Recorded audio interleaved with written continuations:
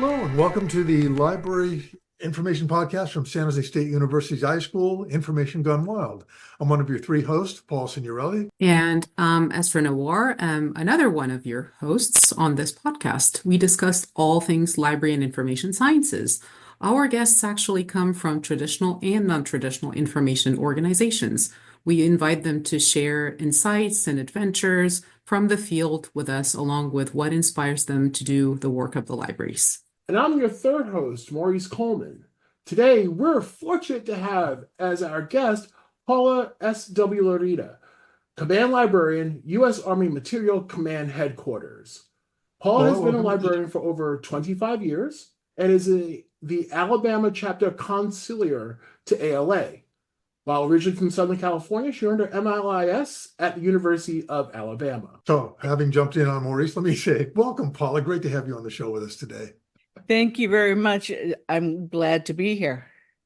Paula, we like to kick off the podcast with a softball question to get everybody sort of warmed up.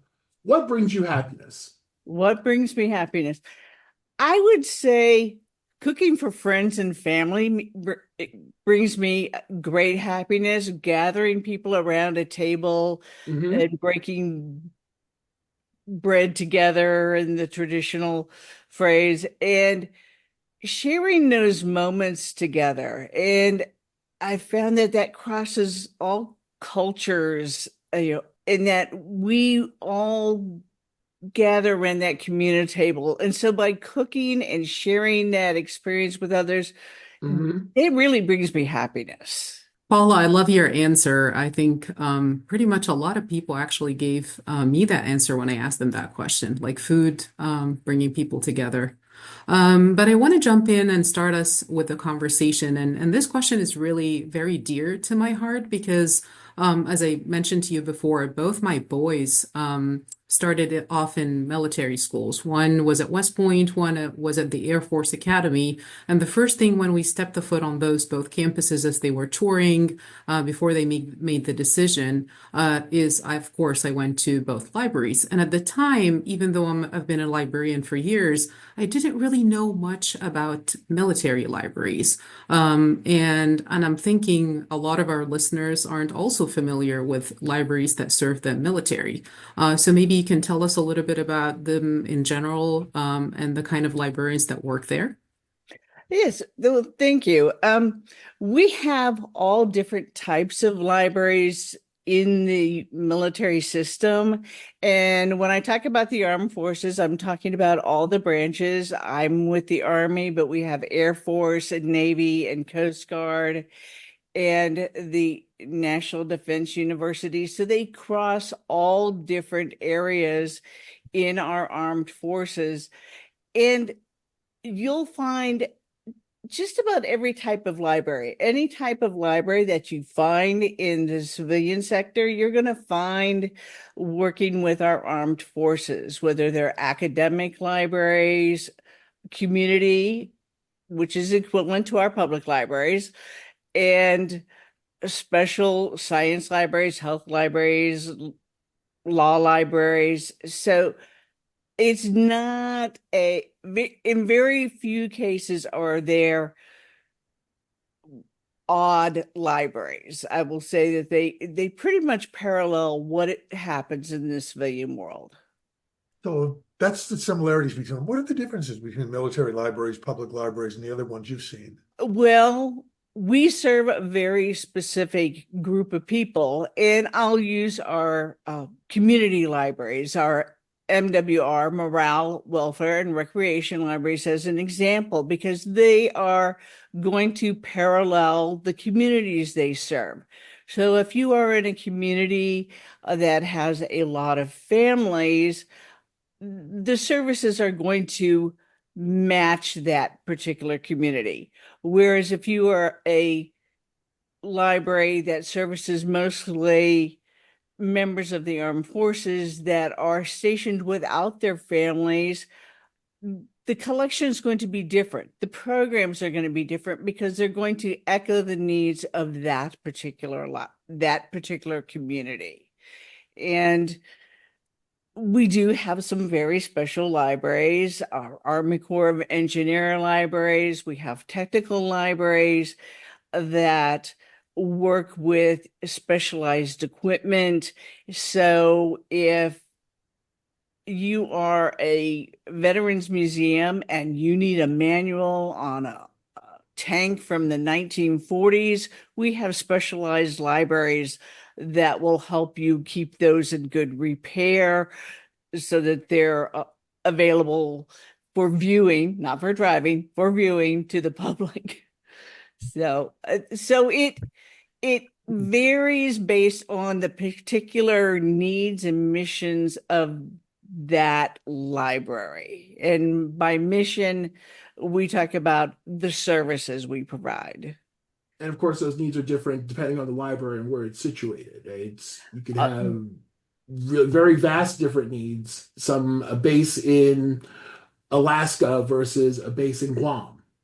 Exactly. Well, we have the Marine Corps has a base in Guam, and they do a fabulous job of being a central location for that community. Mhm. As it's very easy to feel isolated when you're on an island or Alaska, versus someplace that is outside of a larger city. I'm going to say that most people don't even know it's there, but Fort Hamilton in Brooklyn, Mhm.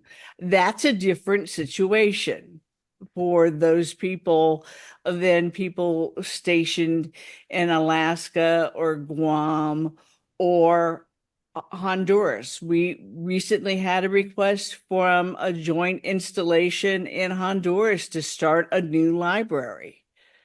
Uh, Joint installation meeting between two different service It, branches. it means it's Army, Air Force, Navy, and that's not unusual in our world today. We have joint base installations all over the countries. When I say the country, the United States, continental United States, but also outside the United States and around the world. We have various branches of the armed forces that share services and locations together. So it's not just Army in one location, Navy in another location. We're joining together and Mhm. sharing services.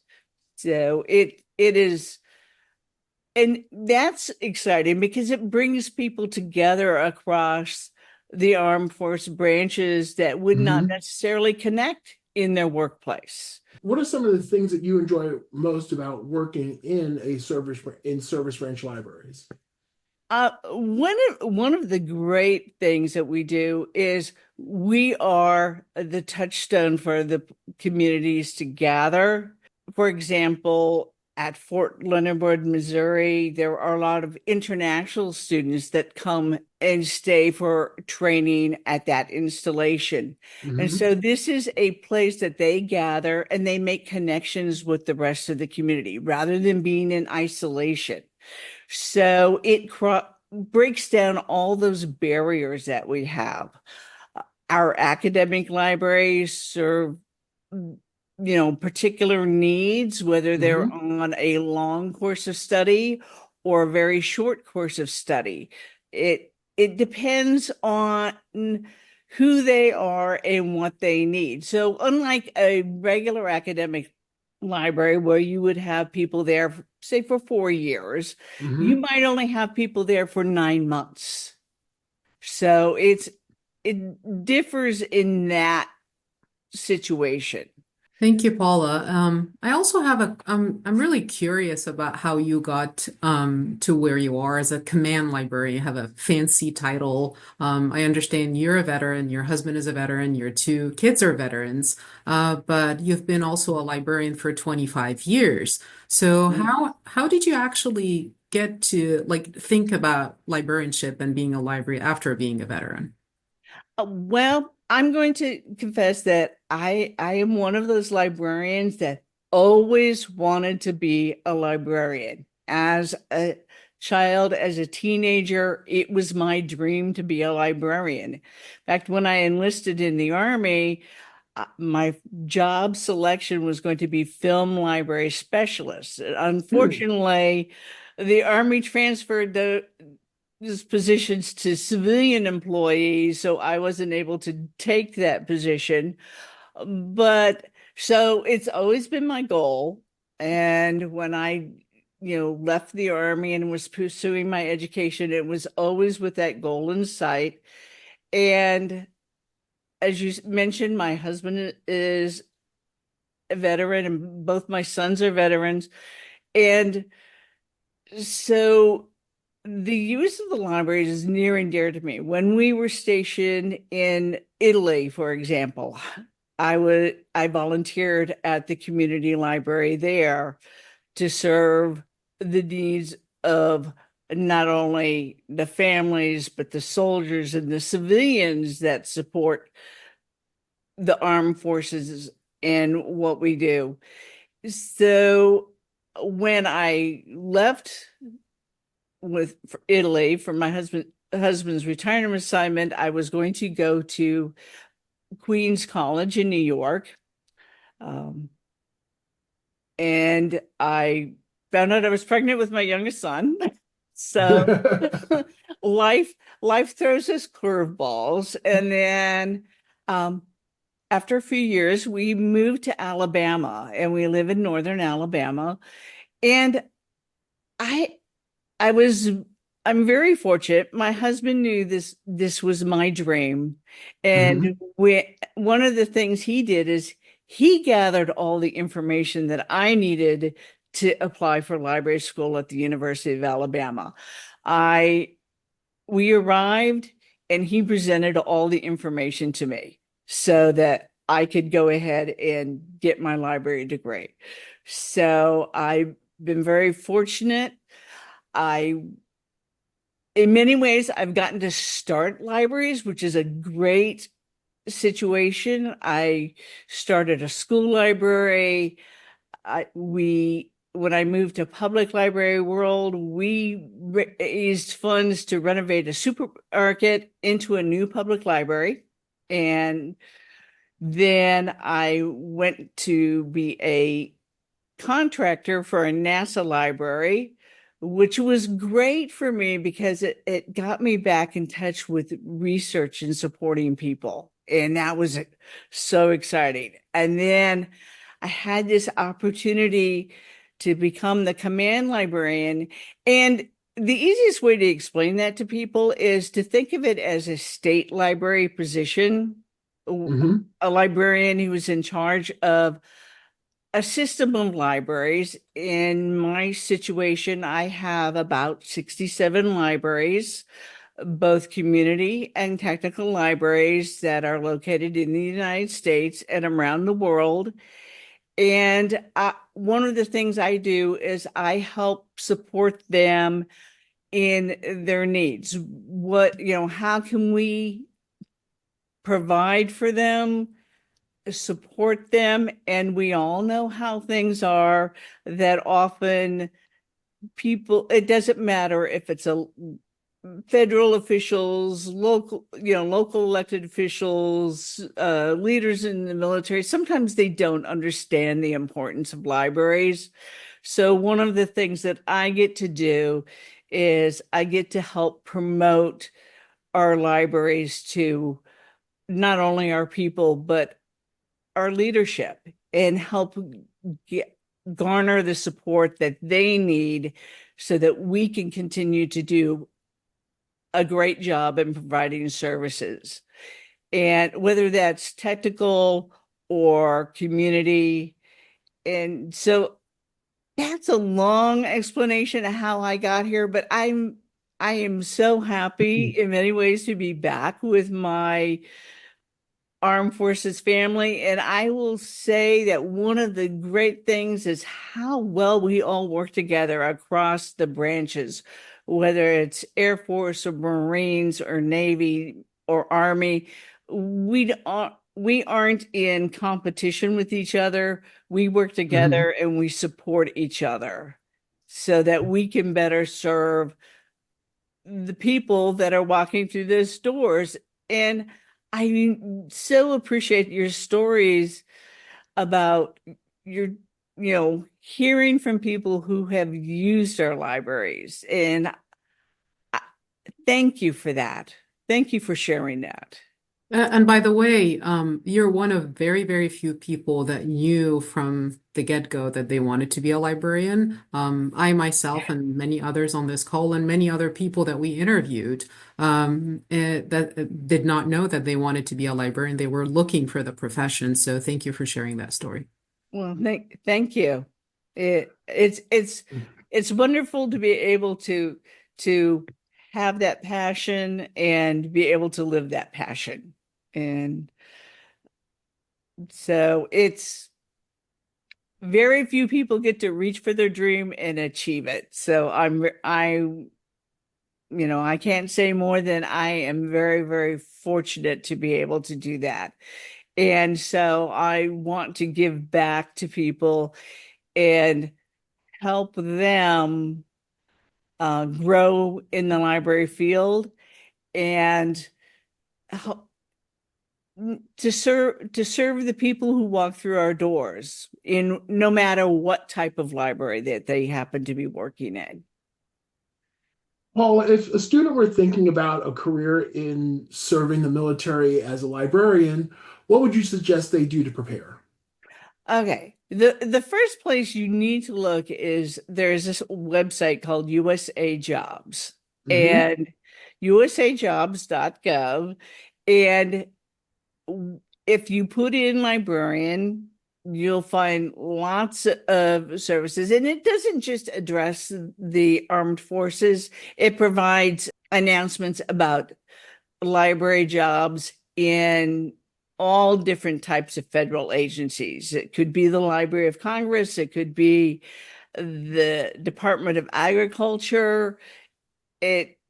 I was shocked at really how many of our federal agencies have libraries and librarians, and they're doing amazing things. And I mean, I would never have thought that the World Monetary Fund had a librarian.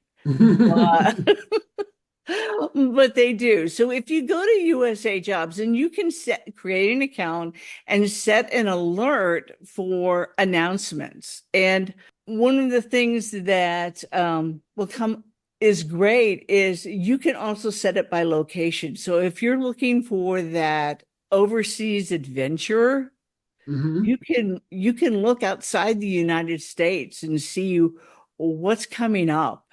And you can find jobs in Korea. We mentioned Guam, Japan, throughout Europe, into Central America. It's amazing. And wherever the armed forces are, you're going to find a library. And so we need people, knowledgeable, caring people to work in those libraries. So I encourage anybody who has an interest to take a look at USA Jobs and set an alert, because you never know what's going to pop up. And I will warn everybody that often the announcements only last a couple of weeks, and that's by federal law. So that's not something that the individual job is controlling. That's something that is outside of our control. We can't reset that. So keep on top of that, and you're going to find amazing opportunities out there. You can work on the beach in Pensacola, Florida. You can work in Hawaii. There are so many opportunities. And I will be honest, we are always recruiting. We are always looking.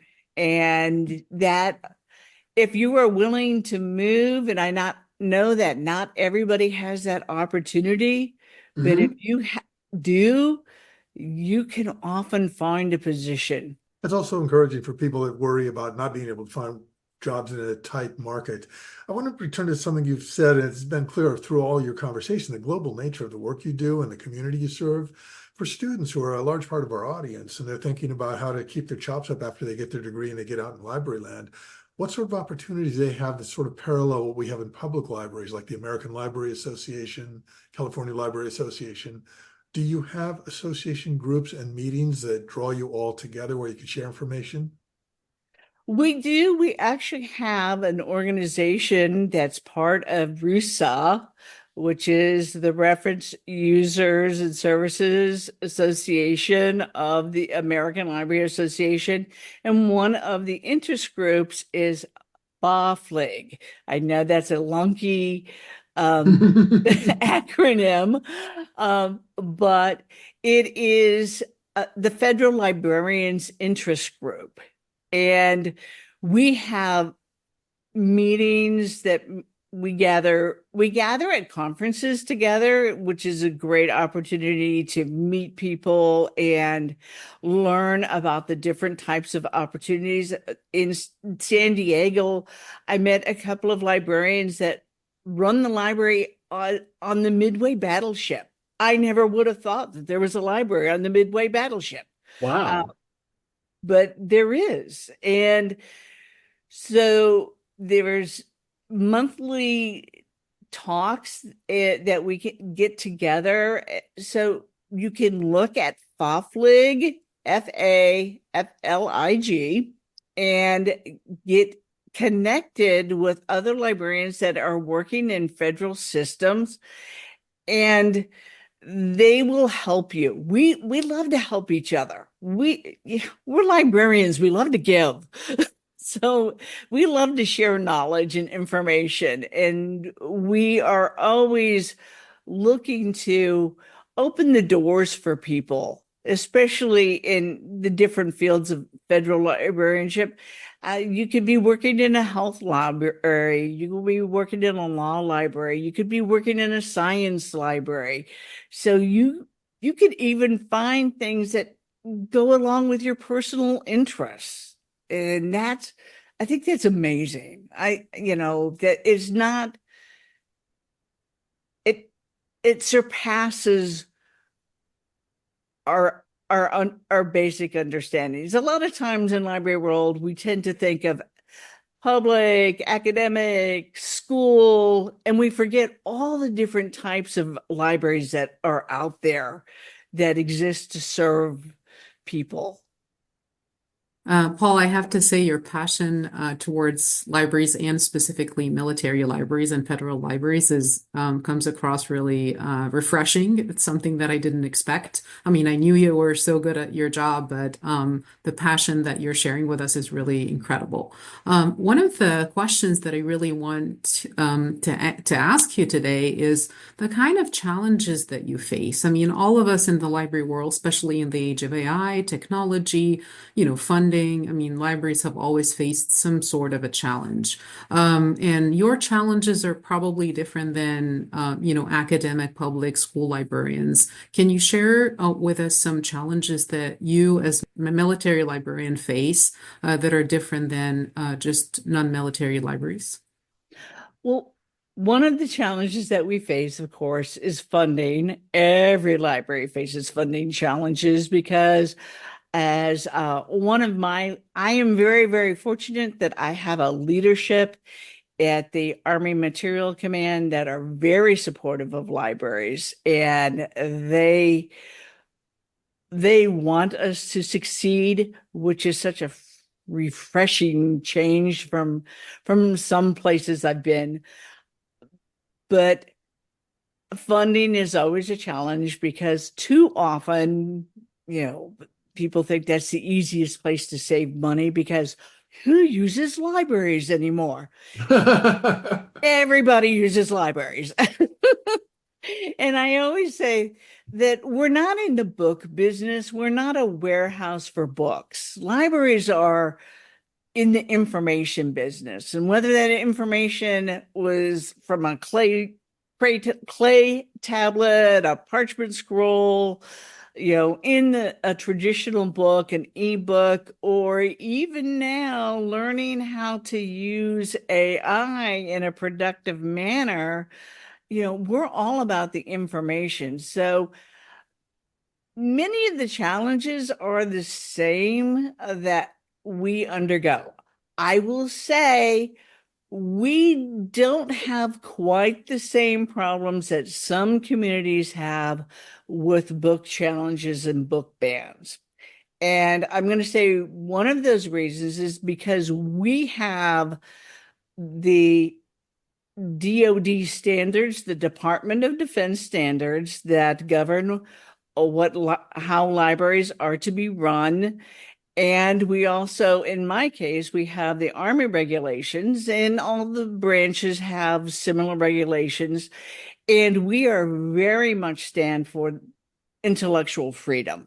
And so we have a system that if somebody challenges a book and we have met and we have decided that we are going to keep that book, that holds at every library within the Army. You can't challenge it in Hawaii and then try and challenge it in Georgia. And we've already made that decision. So in some ways, because we are working in tandem, we don't have some of the challenges that civilian libraries do. Other challenges that we do have, of course, are too often, as I said, people think that just because they don't use the library, nobody uses the library. We've had some places where libraries have been closed, but we're in the process of looking and trying to reopen those. So, it's not always easy, but we are advocating for libraries.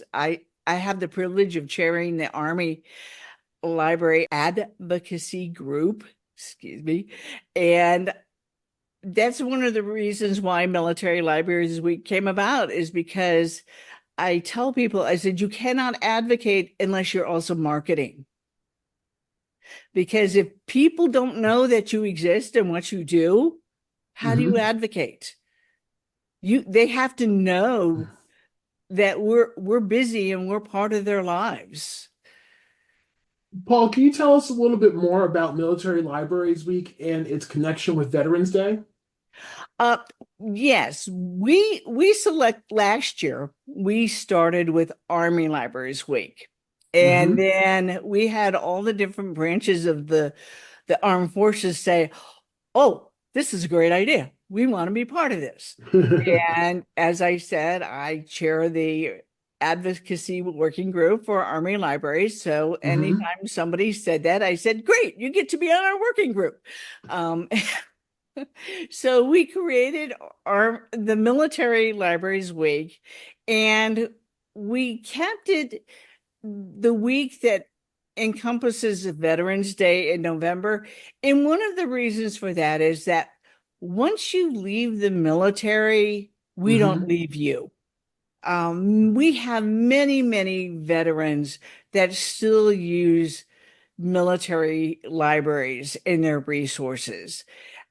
And we have people who come in and they just need a quiet place to be, and they will come in and they will simply sit in the Army or Navy or Air Force library and simply read or be. And one of the advantages is that they know that we understand and we're there for them. And so we wanted to incorporate Veterans Day because we're still a family. It doesn't matter what branch you served in or when you served, we're still all one family. And we don't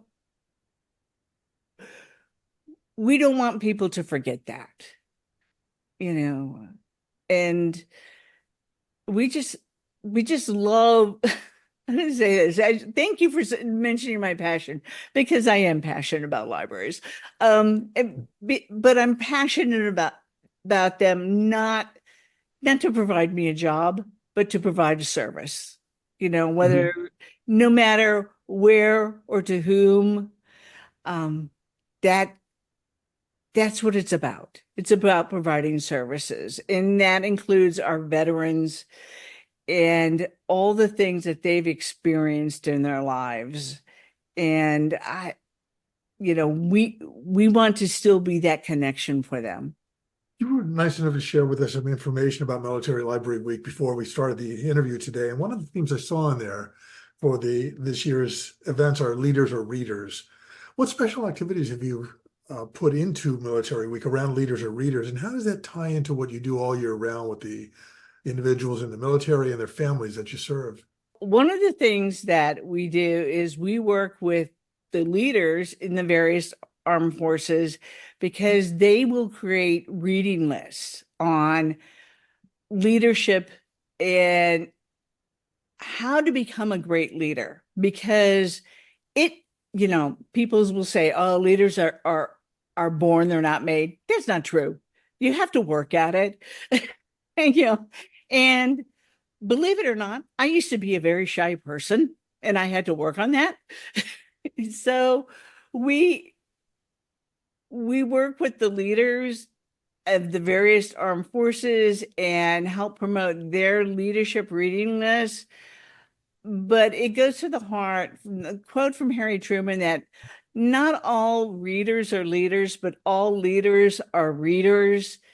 And to be a leader, you have to be in touch with information. You can't think that you know it all the time. You have to constantly be learning, constantly be growing, constantly be challenging yourself and your preconceptions and how we can do things better. And so to do that, as I said, we have our leadership list, but we also interact with our patrons in fun ways.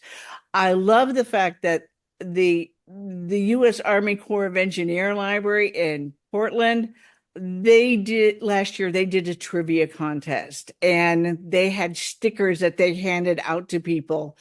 And it was simple things like point to a librarian or other simple things, and they got a sticker, and people went nuts for those stickers. They have kept them. They have held on to them. And then we have other librarians, such as White Sands, New Mexico, where they have worked with publishers, and they're doing a graphic novel readathon where they're bringing in families to read together and celebrate all different types of reading interests. So it's not just serious military leadership books. It's fun books. It's, how can we gather around reading and growing literacy? And so we have lots of different types of activities that do that in a serious way, in a fun way, in a simple way, but it's making those human connections, as always. I like that a lot. And believe it or not, I was also shy, so I had to work on that. I love that you shared that story. The more vulnerable we all are, the better all our listeners are going to be, and everybody. I learned a lot from a lot of the podcasts and the people that I read for, and I continue to follow their journey. So thank you for sharing that stories. So Paula, I mean, when I think of a military library, I think of it as just different, and I don't know why, even though I went into both, but I still continue to have that vision of what a military library looks like. So maybe you can get a little bit specific and talk about some of the cool items, some of the different items that anyone can see inside a military library. One of the cool items, if you go to Washington, D.C., you can go to the Pentagon Library. It's not located inside the Pentagon.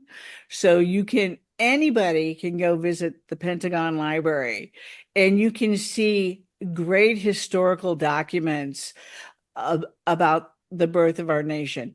If you go to West Point, they have a wonderful archive and documentation of services and soldiers and their experience throughout this, the birth of our nation. You're going to find a lot of great historical data, whether it's military uniforms or documentation of groups who broke barriers to serve, such as the Buffalo Soldiers. And I don't know how many of you are familiar with the Buffalo Soldiers. All right, I am. Maurice knows. They were African American troops that served in the military and outperformed their peers in great ways and served in the nation. If you go to Fort Sill, Oklahoma, you can visit the libraries and the museums there that have a lot of the history of the Buffalo Soldiers. So it's part of it is preserving that unique heritage that exists. And so we work very closely, the libraries and archivists and museums, we work together to make sure that we don't lose touch with that history. I love that you mentioned the people that broke barriers within the Army, because at the Leatherby Libraries at Chapman University, where I work, we have a very strong connection with the Sikh community, and we've highlighted some notable Sikh Indian Americans that have served in the Army wearing a turban. For example, Dr. Kamal Khalsi, who's a medical doctor and currently on reserves for the Army. We also brought in some of the Tuskegee Airmen, who were a group of African American military pilots. So I think this is really unique for military libraries, and I think it's really important for people to know that these kind of archives actually exist within your system. Thank you for sharing that. You're welcome. And I will say that's one of the reasons why I like the Harry Truman quote. I have a bit of a soft spot for Harry Truman, since he was the person in 1948 that signed the executive order to desegregate the military. And that paved a way a lot for the civil rights movement as we moved ahead and we grow and we improve as a nation. Oh, you mentioned the Buffalo soldiers, and Essraa's mentioned the Tuskegee Airmen. Makes me think it's a very complex topic, but let's see what we can do to kind of deal with it in at least a few minutes of conversation here. Our students are looking at working in all kinds of libraries, possibly military libraries also. When we talk about the different groups of people that are around and how we deal with diversity, equity, and inclusion, what are some of the things you would suggest to them to prepare themselves for a successful career in the kind of library you're working in? I would say now this is one of the unique factors is there is no secret knowledge you need to gain to get a job in a military library. Because whatever vocabulary that you need to learn, you'll learn on the job. We all know that every profession has its own unique vocabulary. So to get a job in a military library, there isn't a whole lot of knowledge that you have to know beforehand. We'll teach it to you, whether it's, the ranks of the military or protocol, those things, all things, all that is our responsibility to teach you once you have the job. What we mostly want are people who are librarians who understand the importance of, say, intellectual freedom and understand the concept of service to their community, whether that's an academic, public, or a science library. Is it a health library? So you might need a health background. There are often, coursework that people could take if you are interested in a federal health library. And I will say all the military health libraries have been separated from their branches. They're still associated with the Department of Defense, but so there are still military libraries, but they're not associated with a particular branch. So if that's health librarianship is an interest to you, take some background knowledge, do an internship. And Mhm. and speaking of internships, that's another reason to keep an eye on USA Jobs, because we will have some developmental opportunities through the US Army for brand new library graduates that you'll get to come work for us for 2 years. And then at the end, you are guaranteed a permanent job. Wow. And so we have been working on that program, and we're very excited that it's going to be available soon, and it will be announced on USA Jobs. So please make sure you go to that and put in an alert system. So I don't want to lose the thread that you were building so beautifully there, though. What do our students really need to know about the diverse audiences they're going to face? Because in theory, our military is the most diverse group of people you could have. I think that is the key that you mentioned right there, diversity. Because your community, say you work in a community library, your patrons are going to be a very diverse group. They're not going to just be from the small town that you grew up in, or even the larger city that you grew up in.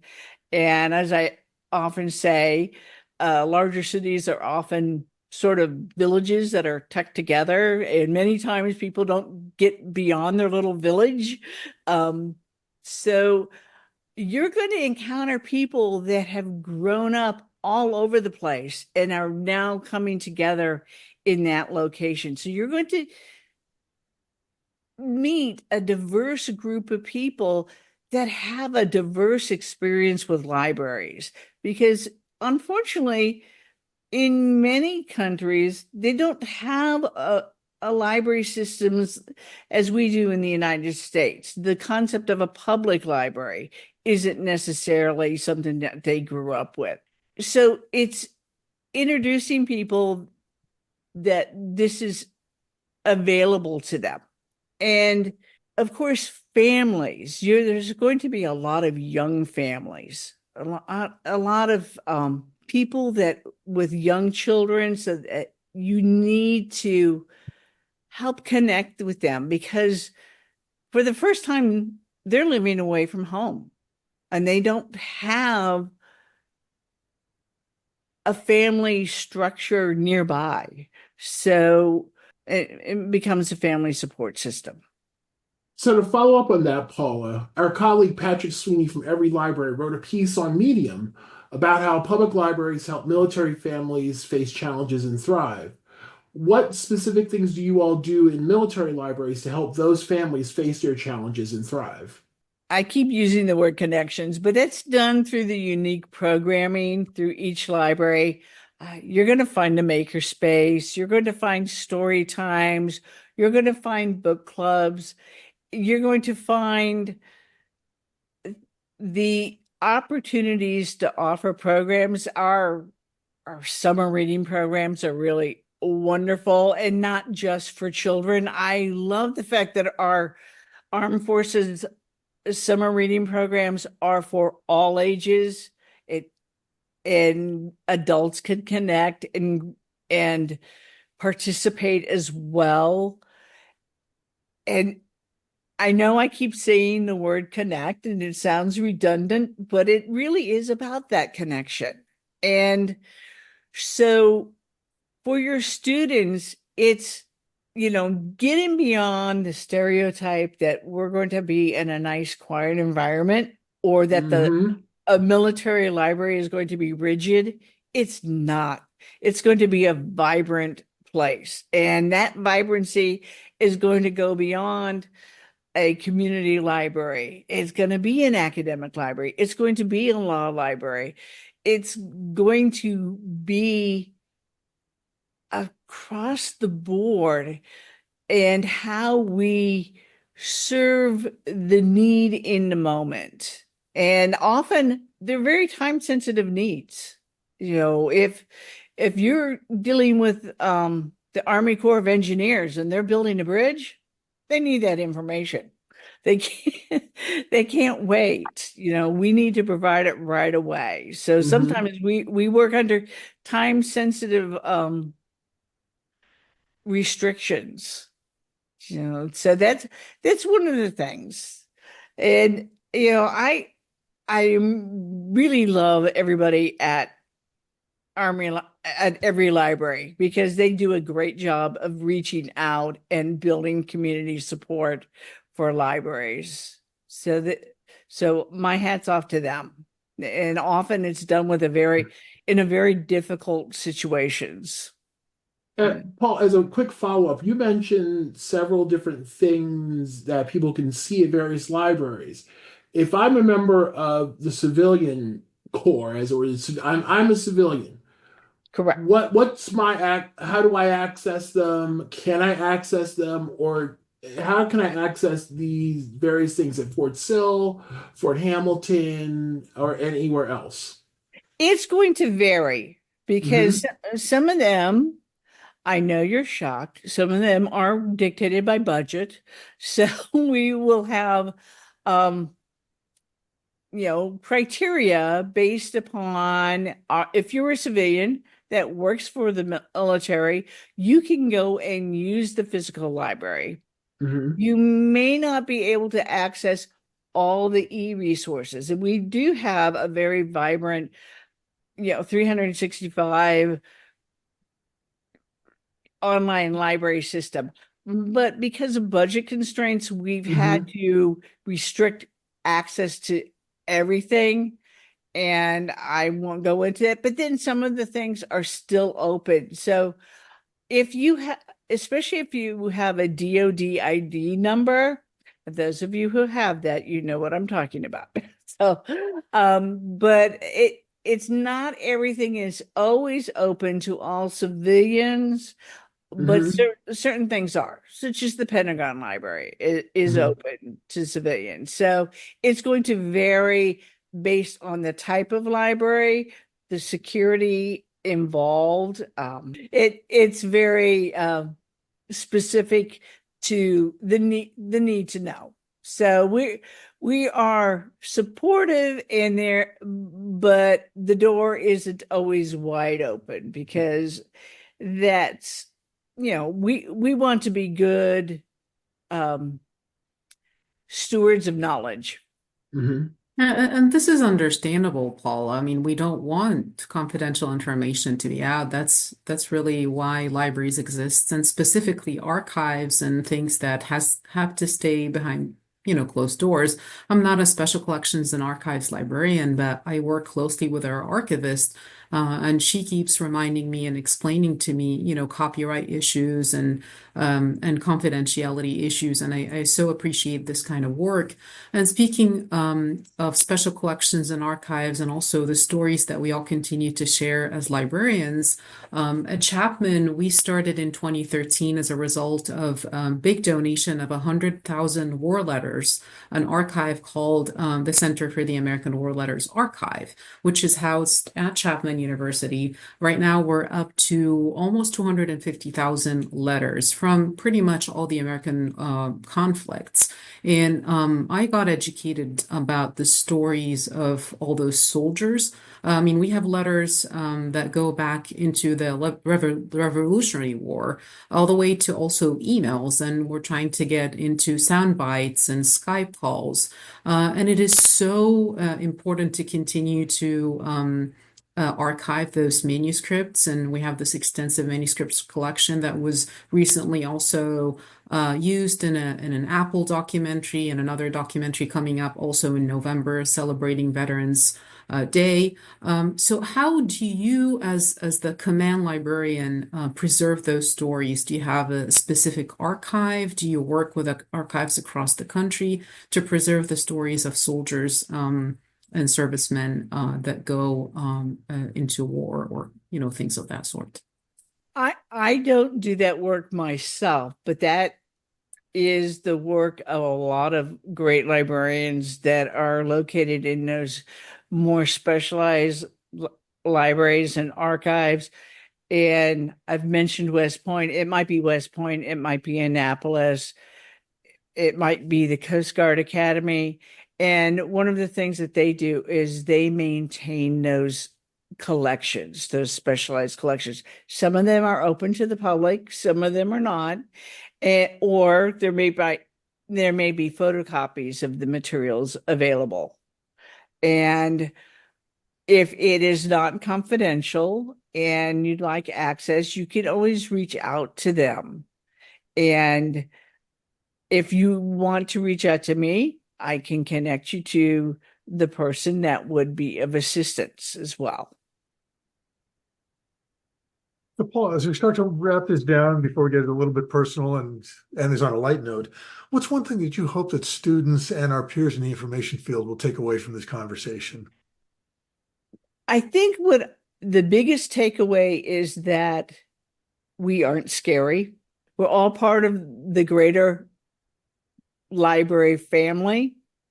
And we, as the armed forces, get together, we work together, and we don't have the divisions. Unfortunately, in some types of librarianship, you'll get divisions between school and public and academic.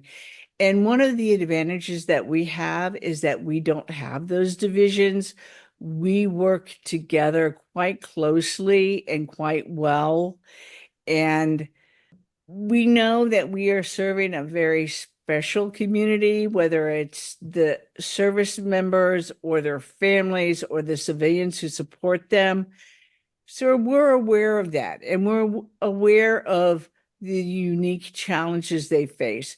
So the biggest takeaway is that, number one, you don't have to be a member of the military to be a military librarian, but you have to be aware that our community is slightly different. They come as individuals, and every individual is unique, but they're also in a unique community.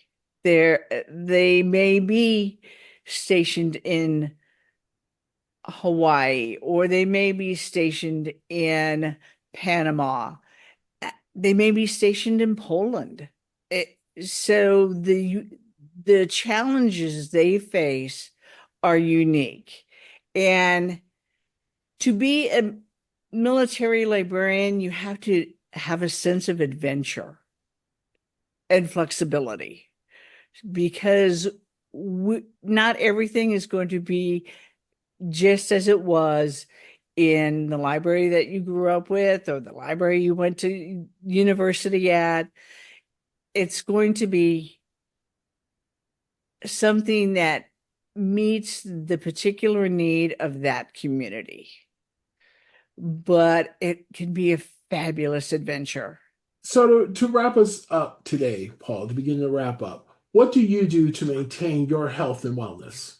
I could give you the very simple answer and say I try and stretch every day. I put it on my Outlook calendar, but I have a hobby and an interest that's slightly different, and that's wine.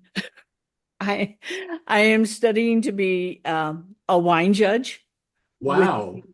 With the American Wine Society, and you can see some of the books that I have over here. That's my heroine, Batgirl, over there. But I am studying judging wine, which is different than a sommelier, because a sommelier is more into hospitality and pairing food. We're more into judging the profile of that particular wine. A Pinot Noir should taste like a Pinot Noir. It should not taste like a Cabernet Sauvignon. And so, while we will enjoy wine, the process of judging is a little bit stricter. But I think having that outside interest helps me have a life balance that's so important. As passionate as I am about libraries, I have to have something else besides that, or it would be all I think about. So it's important.